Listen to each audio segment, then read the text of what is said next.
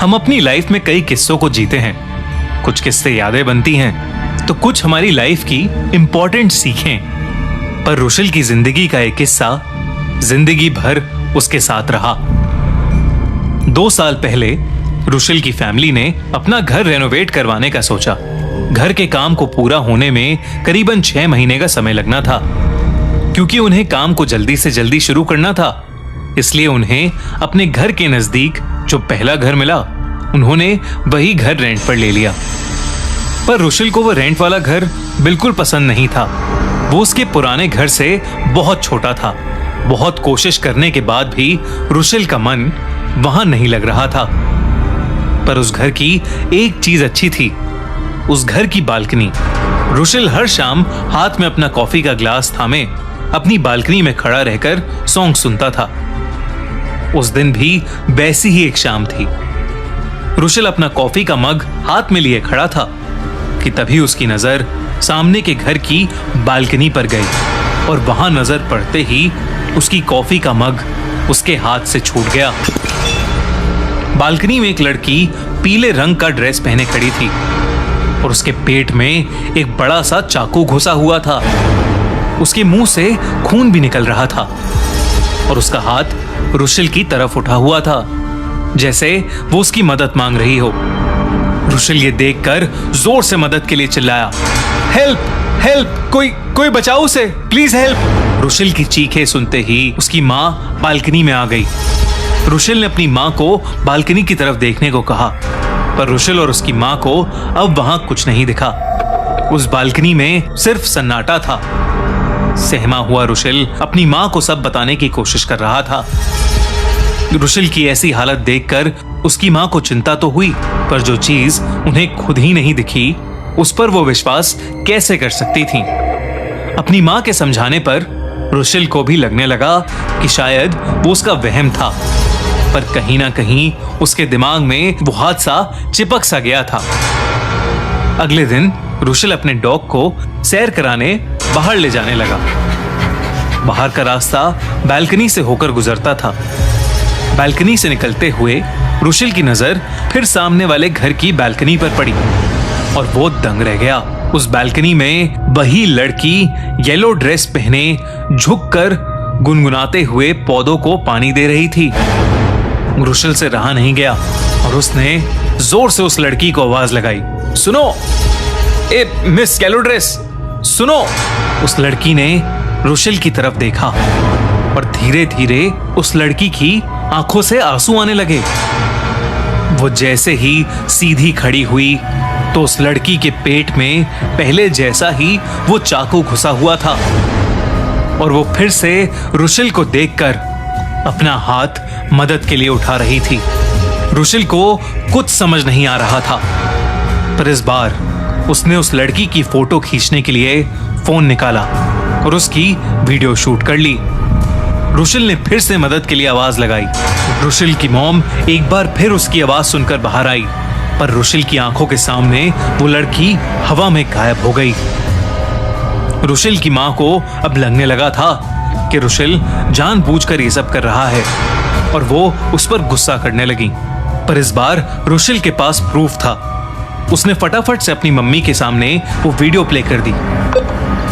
लेकिन जिसका रुशिल को डर था वही हुआ। उस वीडियो में कोई भी लड़की नहीं थी, बस वही सुनसान बालकनी थी। रुशिल की मां ने उसकी बात पर विश्वास करने से इनकार कर दिया और उसे बहुत डांटा। रुशिल को लगने लगा था कि उसका दिमाग खराब हो रहा है। उसने उस दिन के बाद से अपनी बालकनी में जाना ही छोड़ दिया, पर उसे अंदाजा भी नहीं था कि आगे उसका इंतजार कैसा मंजर कर रहा था। रुशिल अपनी अर्ली मॉर्निंग जॉग से घर आ रहा था। घर की बेल बजाकर वो गेट खुलने का वेट कर रहा था। तभी सामने वाले घर का दरवाजा धीरे से खुला और दरवाजे की दूसरी तरफ वही येलो ड्रेस वाली लड़की खड़ी हुई थी। रुशिल उसे देखकर थोड़ा सहम गया, पर वो लड़की बिना कुछ बोले अपने घर में घुस गई। रुशिल उस लड़की को आवाज लगाता हुआ उस घर में घुस गया।